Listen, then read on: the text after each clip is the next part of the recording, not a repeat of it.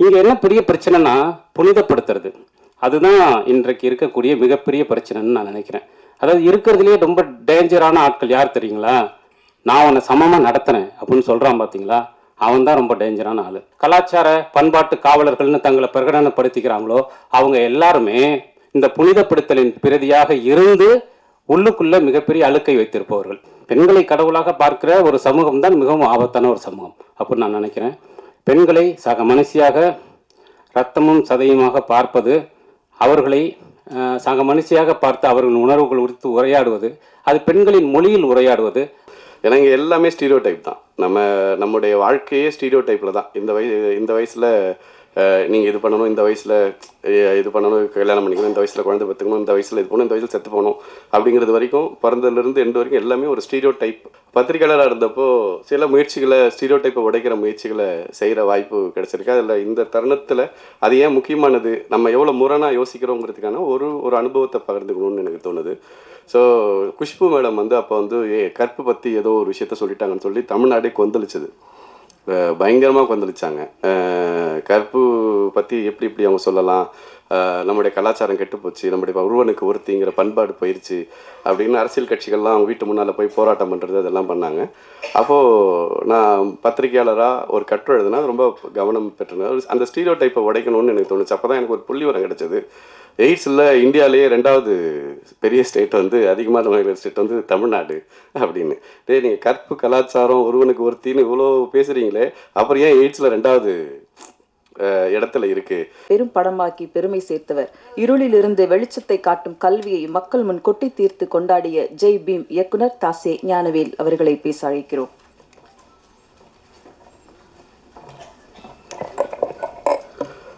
எல்லாருக்கும் வணக்கம்.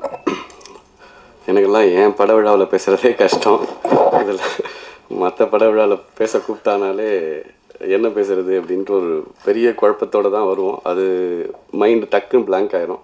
அதனால் என்ன மனசுலேருந்து வருதோ அதை ஷேர் பண்ணிக்கிறேன். இங்கே வந்தது லிஜோவுக்காக வந்தேன்.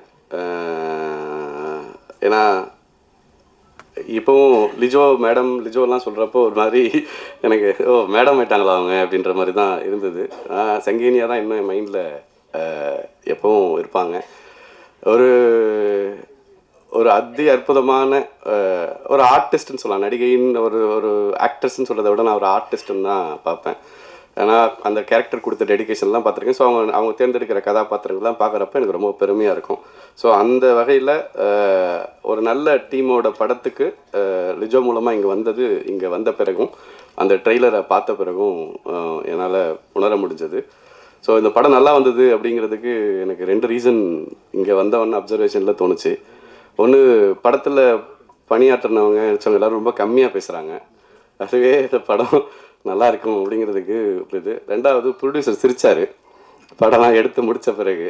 ஸோ அதுவுமே படம் நல்லா வந்திருக்கு அப்படிங்கிறதுக்கான அடையாளம் அப்படின்னு எனக்கு தோணுது. இயக்குனர்கிட்ட எனக்கு அறிமுகம்லாம் இல்லை. இப்போ தான் கொஞ்சம் கொஞ்ச நேரம் ராஜமுருகன் லேட்டாக வந்ததால் அவர் கூட கொஞ்சம் பேசுகிற வாய்ப்பு கிடச்சிது. ஸோ அப்போ கேட்டால் ஏன் ஜென்டில் உமன்னு டைட்டில் வச்சிங்க அப்படின்னு சொல்லிட்டு. ஏன்னா இப்போ இந்த மாதிரியான விஷயங்களில் 2 இருக்கும். ஒன்று பொருள் இருக்கணும், இல்லைன்னா ஒரு அட்டென்ஷன் சீக்கிங் இருக்கணும். இந்த 2 தான் ஒரு மாற்று பார்வைக்கான ஒரு துணியை கொடுக்கறதுக்கான அடிப்படையாக இருக்குதுன்னு எனக்கு தோணுது. ஸோ அந்த அடிப்படையில் ஒரு ரொம்ப அருமையான ஒரு பதில் சொன்னார். ஒரு ஸ்டீரியோ டைப்பை உடைக்கிறது அப்படிங்கிறதுக்காக ஏன்னா ஜென்டில்மேன் நம்ம பார்த்துருக்கோம், ஜென்டில் உமன் நம்ம பெண்கள் குறித்து அது ஒரு ஜென்டில் அப்படின்னு லேடிஸ் அண்ட் ஜென்டில்மேன் தானே சொல்கிறோம். ஒரு லேடிஸாக ரொம்ப காமனாகவும் இதுக்கு மட்டும் ஒரு அழுத்தம் கொடுத்து சொல்கிறோம் இல்லையா. அந்த ஸ்டீரியோ டைப்பை உடைக்கணும் அப்படின்னு தோணுச்சு அப்படின்ற மாதிரி ஒரு பதில் சொன்னார். 2 பெண்கள் பிரதான கதாபாத்திரமாக இருக்கிற கதை அப்படிங்கிற அடிப்படையில். ஸோ இந்த ஒரு ஸ்டீரியோ டைப்பை உடைக்கிறது சமூகத்தில் ரொம்ப ரொம்ப முக்கியமான செயல்னு நான் நினைக்கிறேன். ஏன்னா இங்கே எல்லாமே ஸ்டீரியோ டைப் தான். நம்முடைய வாழ்க்கையே ஸ்டீரியோ டைப்பில் தான். இந்த வயசில் நீங்கள் இது பண்ணணும், இந்த வயசில் இது பண்ணணும், கல்யாணம் பண்ணிக்கணும், இந்த வயசில் குழந்தை பெற்றுக்கணும், இந்த வயசில் இது போகணும், இந்த வயசில் செத்து போகணும் அப்படிங்கிறது வரைக்கும், பிறந்ததுலேருந்து எண்டு வரைக்கும் எல்லாமே ஒரு ஸ்டீரியோ டைப் எலமெண்ட் தான். பத்திரிகையாளராக இருந்தப்போ சில முயற்சிகளை ஸ்டீரியோ டைப்பை உடைக்கிற முயற்சிகளை செய்கிற வாய்ப்பு கிடைச்சிருக்கு. அதில் இந்த தருணத்தில் அது ஏன் முக்கியமானது, நம்ம எவ்வளோ முரணாக யோசிக்கிறோங்கிறதுக்கான ஒரு அனுபவத்தை பகிர்ந்துக்கணும்னு எனக்கு தோணுது. ஸோ குஷ்பு மேடம் வந்து அப்போ வந்து கற்பு பற்றி ஏதோ ஒரு விஷயத்த சொல்லிட்டாங்கன்னு சொல்லி தமிழ்நாடே கொந்தளிச்சது, பயங்கரமாக கொந்தளிச்சாங்க. கற்பு பற்றி எப்படி அவங்க சொல்லலாம், நம்முடைய கலாச்சாரம் கெட்டுப்போச்சு, நம்முடைய ஒருவனுக்கு ஒருத்திங்கிற பண்பாடு போயிடுச்சு அப்படின்னு அரசியல் கட்சிகள்லாம் அவங்க வீட்டு முன்னால் போய் போராட்டம் பண்ணுறது அதெல்லாம் பண்ணாங்க. அப்போது நான் பத்திரிகையாளராக ஒரு கட்டுரை எழுதுனா ரொம்ப கவனம் பெற்றேன். அந்த ஸ்டீரியோ டைப்பை உடைக்கணும்னு எனக்கு தோணுச்சு. அப்போ தான் எனக்கு ஒரு புள்ளி வரம் கிடச்சிது. எய்ட்ஸில் இந்தியாவிலேயே 2வது பெரிய ஸ்டேட் வந்து அதிகமான நோய்கள் ஸ்டேட் வந்து தமிழ்நாடு அப்படின்னு. நீங்கள் கற்பு கலாச்சாரம் ஒருவனுக்கு ஒருத்தின்னு இவ்வளோ பேசுகிறீங்களே, அப்புறம் ஏன் எய்ட்ஸில் 2வது இடத்துல இருக்குது அப்படிங்கிற அது ஒரு புள்ளி உரத்தோடு சேர்த்து நம்முடைய ஸ்டீரியோ டைப்பான இருக்கிற கருத்துக்கும் யதார்த்தத்தில் நம்ம எவ்வளோ விலகி இருக்கோம். உண்மையாகவே நீங்கள் உங்களுடைய ஸ்டீரியோ டைப்பான கருத்துக்கு இப்போ பெண்களை நீங்கள் கடவுளாக மதிக்கிறது சொல்கிறீங்கன்னா அதே மாதிரி நீங்கள் மதிச்சிங்கன்னா பரவாயில்ல, ஆனால் அதை எண்ணத்துக்கும் செயலுக்கும் இடையில் ஒரு பெரிய இடைவெளியை வைப்போம். அதுதான் ஸ்டீரியோ டைப்பினுடைய பிரச்சனை. அது வந்து நமக்கு ஒரு கற்பனையை ஒன்று கொடுக்கும், ஆனால் யதார்த்தத்தில் மிக மிக மோசமாக நடந்துக்கும். அதுக்கு ஆப்போசிட்டாக ரொம்ப புனிதப்படுத்தும் கற்பனையில். ஸோ அதனால தான் ஸ்டீரியோ டைப்பை உடைக்கிற முயற்சிகள் எது இருந்தாலுமே நம்ம வந்து 2 கை நீட்டி வரவேற்கணும் அப்படின்னு நான் நினைக்கிறேன். இன்னைக்கு நடந்த எல்லா மாற்றங்களுமே ஸ்டீரியோ டைப்பை உடைச்சது தான். இவங்க படிக்கலாம், இவங்க படிக்கக்கூடாது, இவங்க இது பண்ணலாம், இது இவங்க பண்ணக்கூடாது இப்படிங்கிற நீங்கள் ஒரு சின்ன சின்ன விஷயங்கள் நீங்கள் ஒரு வரவேற்பு ஒரு கல்யாணத்துக்கு போனீங்கன்னா வந்து அந்த ரிசப்ஷனில் பெண்கள் தான் வந்து அந்த சந்தனம் தொளிக்கிறதுக்கும் இதுக்கு இருப்பாங்க. நான் பார்த்த நாள்லேருந்து இது மாறவே இல்லை. இப்போ அது பெண்கள் தான் பண்ணணும் அப்படிங்கிறது நம்ம மைண்டில் இருக்கிற இது. அது பெண்களுக்கும் இருக்கும், ஆண்களுக்கும் இருக்கும். அது அந்த இடத்துல 2 ஆண்கள் நின்னா என்ன குடிமுடிக்கு போயிடுமா அப்படின்னு நான் யோசிப்பேன், இல்லை அந்த உலகம் அழிஞ்சிருமான்னு யோசிப்பேன். ஆனால் அது நடக்கவே நடக்காது. இந்த மாதிரி குட்டி விஷயத்துலேருந்து பெரிய விஷயங்கள் வரைக்கும் ஸ்டீரியோ டைப்லேயே நம்ம வாழ்க்கை நகர்ந்துட்டு இருக்கு. அது என்னென்னா நமக்கு புதிய சிந்தனைகளையோ புதிய மாற்றங்களையோ அடையிறதுக்கு வாய்ப்பு தராமல் போயிடும்னு தோணுது. ஸோ அந்த வகையில் இன்னைக்கு சிந்திக்கிறதுக்கோ இதுக்கோ வாய்ப்பு தராத ஸ்டீரியோ டைப் விஷயங்களை உடைக்கிற முயற்சியாக ஜென்டில் உமன் திரைப்படம் வந்திருக்கிறது அப்படிங்கிறது ரொம்ப மகிழ்ச்சியும் மனநிறைவையும் தருது. அந்த வகையில் இயக்குனருக்கும் படக்குழுவினருக்கும் இதில் நடிச்சிருக்கிற எல்லா திறமைசாலிகளுடைய ஒன்று கூடலாம் நான் பார்க்குறேன். ஏன்னா இங்கே பேசிகிட்டு இருக்கிற எல்லாருக்கும் ஹரியோட திறமையை பற்றி நிறைய பேசியிருக்காங்க. லிஜோ நல்லா தெரியும், லாஸ்லியா பற்றி பேசின இந்த விஷயங்கள் இப்படி ஒவ்வொருத்தருமே அண்டு ஒளிப்பதிவாளர் ஆரம்பித்து படத்தொகுப்பில் ஆரம்பித்து டெக்னீஷியன்ஸ் நம்ம ப்ரொடக்ஷன் டிசைனர்லேருந்து எல்லாருமே வந்து படத்து மேலே வச்சுருக்கிற நம்பிக்கை இன்னும் ரொம்ப பாசிட்டிவான விஷயம். ஏன்னா ஒரு படம் முடித்த பிறகு அப்படி ஒரு கான்ஃபிடன்ஸ் வரது ஈஸி இல்லை, பயம்தான் வரும் யூஸ்வலாக ஒரு படத்தை முடிக்கிற உடனே. ரொம்ப நம்ம திருப்தியாக பண்ணியிருக்கோம் அப்படிங்கிற ஒரு எண்ணம் வர இடத்துல தான் வந்து அந்த ஒரு கான்ஃபிடன்ஸ் வரும். ஸோ இவங்க இங்கே இருக்கிற எல்லாரோடையும் இன்ட்ராக்ட் பண்ணுற வாய்ப்பு கிடைச்சப்போ ரொம்ப கான்ஃபிடென்ஸோடு இருக்காங்க, படம் நல்லா வந்திருக்கு அப்படிங்கிற இடத்துல. அது ரொம்ப முக்கியமானது. ஸோ இது எல்லா வகையிலுமே ஒரு பாசிட்டிவான ஒரு வைப்பை கொடுக்குது.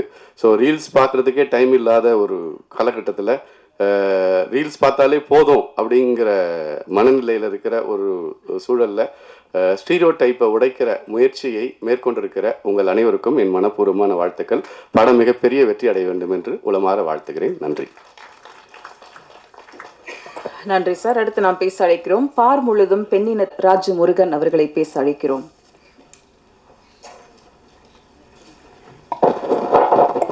தோழர்களுக்கு வணக்கம்.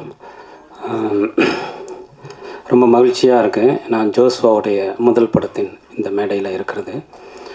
அதுக்கு வந்து யுகபாரதி அண்ணன் பாடல்கள் வசனம் எழுதியிருக்கிறது இன்னும் கூடுதலான ஒரு மகிழ்ச்சி. ஜோஸ்வா வந்து எனக்கு யுகபாரதி அண்ணன் மூலமாக தான் பழக்கம். யுகபாரதி அண்ணன் ஏராளமான தம்பிகளில் ஜோஸ்வா முக்கியமான ஒரு தம்பி. அந்த வகையில் நான் அவனுக்கு சீனியர். அதனால் அவர் சொன்ன மாதிரி யுகபாரதி அண்ணனுடைய வீடு வந்து ஒரு உதவி இயக்குனர்களுக்கான ஒரு பள்ளிக்கூடம், ஒரு யூனிவர்சிட்டி. எங்கள் அன்னிக்கு வந்து வர்றவங்களுக்கு சுக்கு காப்பி போட்டே டயர்டாகிடுவாங்க. அப்படியான ஒரு விஷயம் வந்து அங்கே இருக்கும். அதில் வந்து என்னென்னா சினிமாவுக்காக வரக்கூடிய உதவி இயக்குனர்களுக்கு ரொம்ப முக்கியமான கற்றலாக நான் நினைக்கிறது வந்து லிட்ரேச்சரும் ட்ராவலும் தான். அப்படி அது கற்றுக்காதவங்க வந்து ரொம்ப முன்னையாக வெளிநாட்டு படங்களை பார்த்து படம் எடுப்பது அல்லது அது ஒரு எலும்பு கூட தான் இருக்கும். கொஞ்ச நாளைக்கு மேலே அவங்களால அதுக்குள்ளே சர்வைவல் பண்ண முடியாது. பட் இந்த லைஃப்பையும் லிட்ரேச்சரையும் ட்ராவலையும் பொலிட்டிக்கலையும் எடுத்துக்கிறவங்க வந்து ஒரு லாங் டைம் வந்து அவங்களால ஒரு ரைட்டராக, ஒரு டைரக்டராக, ஒரு மண்ணோடு இருக்க முடியும் அப்படின்னு நான் நினைக்கிறேன். அப்படி வந்து உதவி இயக்குனர்களுக்கு வந்து வாசிப்பை, இலக்கியத்தை, அரசியலை அறிமுகப்படுத்தக்கூடிய ஒரு இடமா வந்து யுகபாரதியை நான் தொடர்ந்து இருக்கிறது வந்து எனக்கு மகிழ்ச்சியாக இருக்குது. அப்படி அந்த பட்டறையிலிருந்து வந்த ஒரு தம்பி தான் ஜோஸ்வா. அதனால் இந்த படம் வந்து ரொம்ப ஒரு முக்கியமான ஒரு பாடுபொருளை ரொம்ப ஷார்ப்பாக பேசக்கூடிய ஒரு படமாக இருக்கும்னு நினைக்கிறேன். இந்த படம் 20 நாளில் எடுக்கப்பட்ட படம்ங்கிறது எனக்கு இப்போ தான் தெரியும். அது ரொம்ப ஆச்சரியமான விஷயம். ஏன்னா இவ்வளவு அடர்த்தியான ஒரு பொருளை இவ்வளவு குறைந்த நாட்கள் எடுக்கிறதுங்கிறது ரொம்ப முக்கியமாக இருக்குது. இந்த படத்துக்கு வந்து ஜோஸ்வா ஆரம்பத்தில் இந்த படம் கமிட் ஆன டைமில் அவன் என்கிட்ட சொன்ன பேர் வந்து வேறு பேர். அதுக்கப்புறம் வேற ஒரு படத்திற்கு அந்த பெயர் போனதுனால இந்த டைட்டில் வந்து அதுக்கப்புறம் அவன் செலக்ட் பண்ணி வச்சான். பட் அந்த பெயரை விட இந்த பெயர் ரொம்ப பொருத்தமாக இருக்குது. சில நேரங்களில் சில விஷயங்கள் நமக்குன்னே அமையும். அந்த மாதிரி இந்த ஜென்டில் உமன் அப்படிங்கிறது, ஏன்னா இந்த பெயர்லேயே வந்து ரொம்ப அற்புதமான ஒரு விஷயம் இருக்குது. ஜென்டில் மேன் அப்படிங்கிற ஒரு பதத்தை வந்து நம்ம ரொம்ப காலமாக அறிஞ்சு வச்சுருக்கோம். பட் ஜென்டில் உமன் இருக்கணும்ல அப்படிங்கிற ஒரு விஷயத்தை இன்றைக்கு இந்த படத்தின் டைட்டில் மூலமாகவே சொல்கிறான். தோழர்களே, எனக்கு வந்து ஜோஸ்வா சென்சார் அன்னைக்கு சென்சார்லேருந்து ஃபோன் பண்ணான். அண்ணே இத்தனை கட்டு என்ன பண்ணுறதுன்னு தெரியல அப்படின்னு சொல்லிட்டு. ஏன்னா அதுலேயும் நான் அவனுக்கு சீனியர். அவனுக்கு மட்டும் இல்லை, தற்கால தமிழ் சினிமாவில் நான் அதில் ரொம்ப சீனியர். அதனால் சென்சாருக்குன்னு எனக்கு ஒரு அகராதியை நான் போட்டு வச்சுருக்கேன். அந்த டிக்ஷனரியை புரட்டி இதெல்லாம் பண்ணு அப்படின்னு நான் வந்து ஜோஸ்வாவுக்கும் சொன்னேன். இங்கே என்ன பெரிய பிரச்சனைனா புனிதப்படுத்துறது. அதுதான் இன்றைக்கு இருக்கக்கூடிய மிகப்பெரிய பிரச்சனைன்னு நான் நினைக்கிறேன். அதாவது இருக்கிறதுலேயே ரொம்ப டேஞ்சரான ஆட்கள் யார் தெரியுங்களா?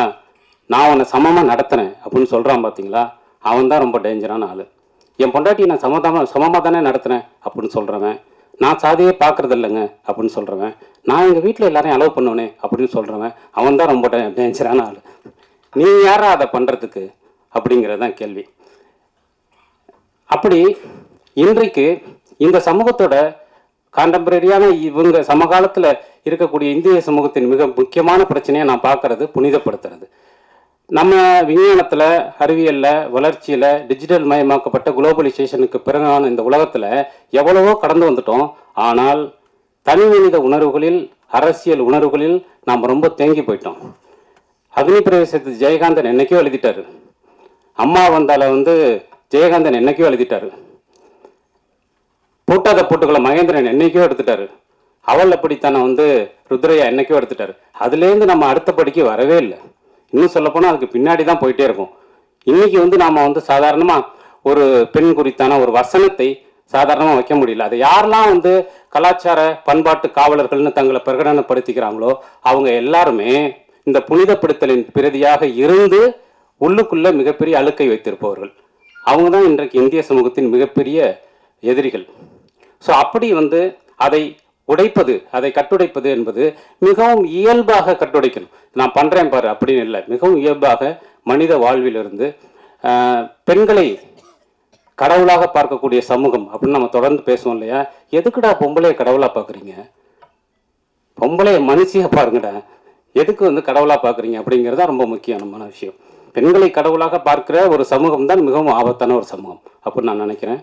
ஸோ அப்படி இல்லாமல் பெண்களை சக மனுஷியாக இரத்தமும் சதையுமாக பார்ப்பது, அவர்களை சக மனுஷியாக பார்த்து அவர்களின் உணர்வுகள் குறித்து உரையாடுவது, அது பெண்களின் மொழியில் உரையாடுவது, அது ரொம்ப முக்கியமான விஷயம். அதை இந்த படம் செஞ்சிருக்குன்னு நான் நம்புகிறேன். அப்படி செய்திருக்கிற பட்சத்தில் இது வந்து தமிழ் சினிமாவின் மிக முக்கியமான ஒரு படமாகவும் ஜோஸ்வாவுக்கு முதல் படமே மிக முக்கியமான படமாக அமையும். ஏன்னா அதை பேசுறதுக்கு தான் இன்னைக்கு அந்த ஆட்கள் மிகவும் குறைவாக இருக்காங்க. குறிப்பாக இம்மாதிரியான படங்களை பணம் போட்டு வெகுஜன தளத்திற்கு எடுத்து வருவதற்கான ஆட்கள் மிக குறைவாக இருக்காங்க. அப்படி வந்து தயாரிப்பாளருக்கு வந்து இந்த நேரத்தில் நான் மிகப்பெரிய ஒரு பாராட்டை வந்து சொல்லிக்கிறேன். இப்படியான ஒரு படத்தை எடுத்து இன்றைக்கு இந்த பொதுத்தளத்தில் கொண்டு வருவது அப்படிங்கிறது. ஸோ இந்த படம் ஜோஸ்வாவிற்கு முதல் படமே ஒரு அற்புதமான படமாகவும் நம் எல்லோருக்குமான மக்களுக்கான ஒரு படமாகவும் இருக்கும்னு நான் நம்புகிறேன். இந்த படத்தில் நடித்திருக்கக்கூடிய அத்தனை கலைஞர்களுக்கும், அத்தனை தொழில்நுட்ப கலைஞர்களுக்கும், பணியாற்றிய எல்லோருக்கும் என்னுடைய வாழ்த்துக்களும் நன்றியும். நன்றி. நன்றி. அடுத்து பேச வருபவர்